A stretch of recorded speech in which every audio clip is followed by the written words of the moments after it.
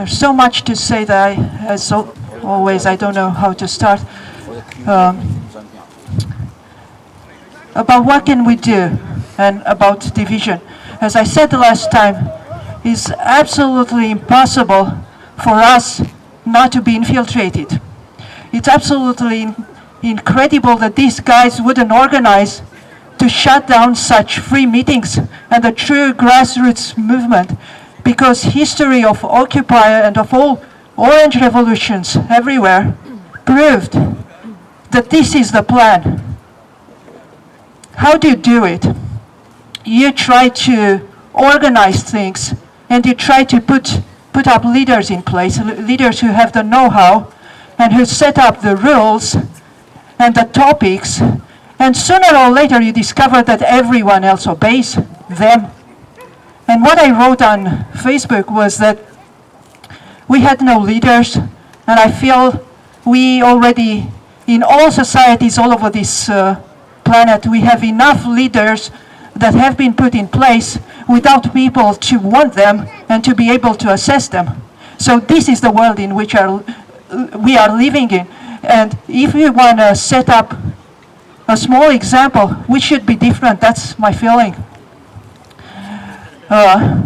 Also, the title of our supposed organized meeting was Truth Over Fear. We know that there was a campaign for independence called Hope Over Fear. In my perspective, the opposite of fear is not truth, but because it's obvious the guys who suppress us and maim us and kill us, they have the whole truth. So the truth is not solving anything. What you need is something else. You may have the hope, but this is not enough. And this is the subject I spoke again and again. And this is love. And the symbol of love is the mother who protects the children or the father with the price of their lives. If we would have more people like this here, they wouldn't be able to do anything, that's for sure. We're speaking about the NHS, and bless your heart, Juliet, for that extraordinary presentation of the issue we're dealing with. The NHS people that are not standing up for the truth. And the question was, why not, when you see extraordinary doctors in Germany and in America, the frontline doctors, speaking for the truth?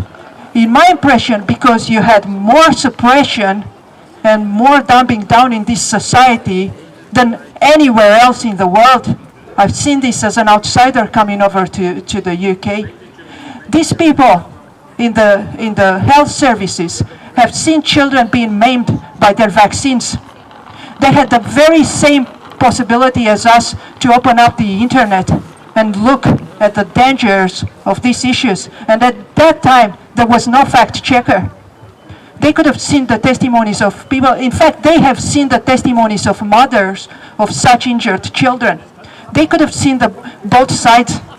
But what I see here is a culture, as Paul said, a culture of weakness and cowardness that has been perpetuated. We're just seeing the final effects of it, the final effects that could kill most of us.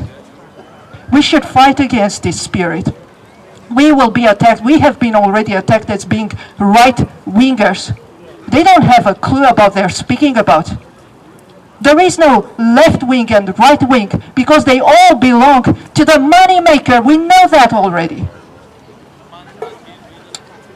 Another thing, you cannot have a right-wing position if you are for the ultimate equality of people. This is not right-wing. If you speak about, human rights, you're not right-wing.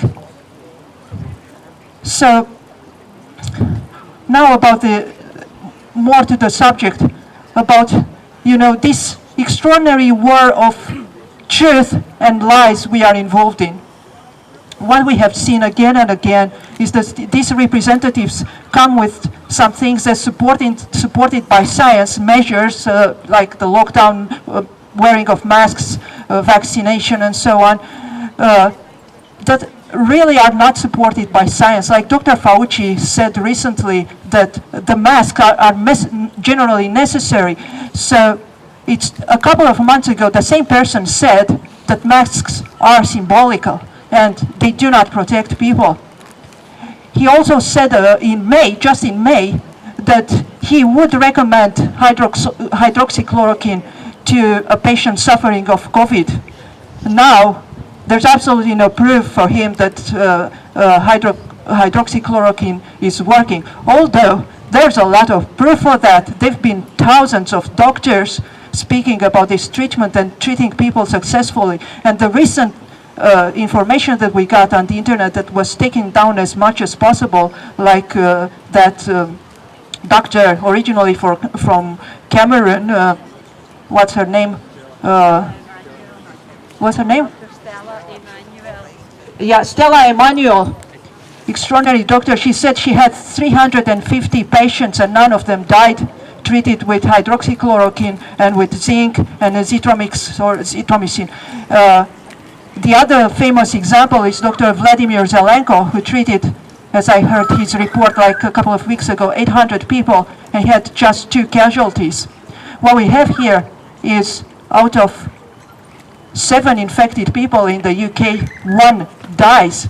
And we are not speaking about the people who get in the care of a doctor. We speak about all the people who tested positive for coronavirus. If you just compare these things, you see that what they have done through neglect or through willful ignorance of this true science is really killing people.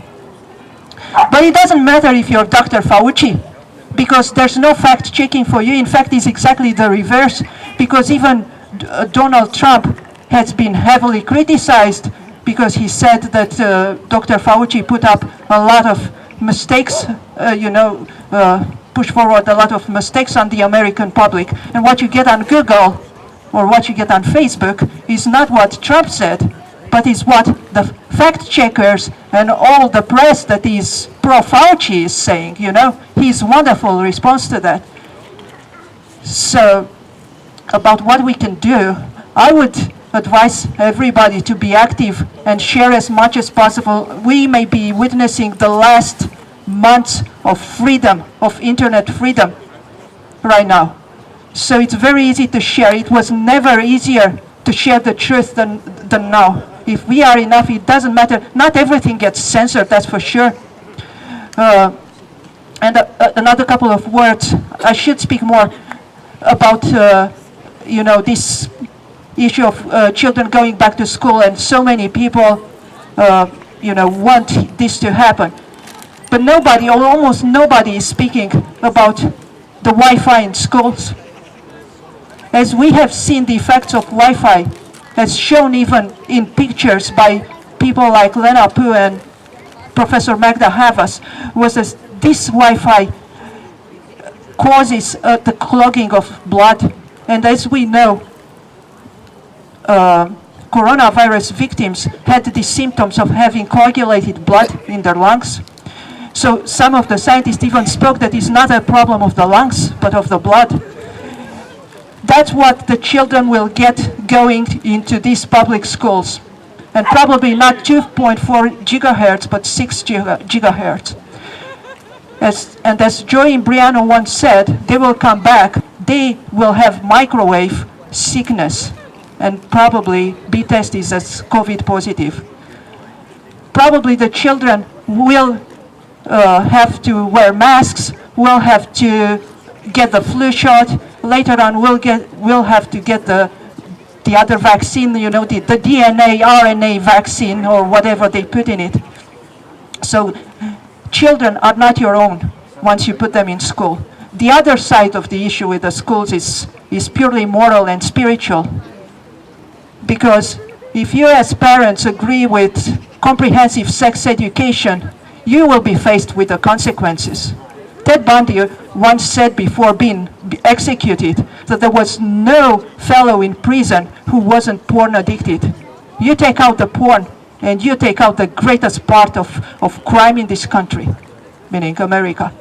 What they are grooming our little children to be, it's pedophile, it's sex abusers and victims of such. As simple as that. Also,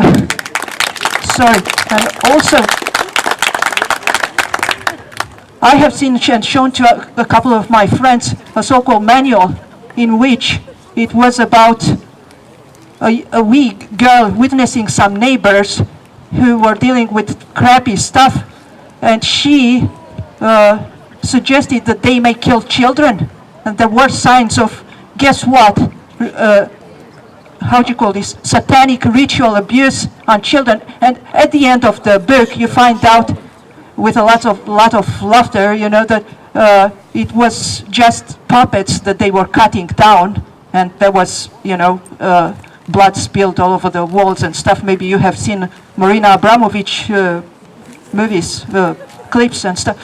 So this is, and starting even with Harry Potter stuff, in all what you see is that we children are groomed and indoctrinated into satanic rituals, and, you know, also into all kinds of perversions. Because I can tell you, once children and youth are caught in this web of addictive perversion, they are not ours anymore. They are not with us. How many young children are with us today? How many young children, young people?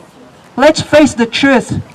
We are seeing just the effects of a deliberate design to terminate the society physically, morally, and spiritually. I'll maybe speak out later. Bless you all. Thank you very much.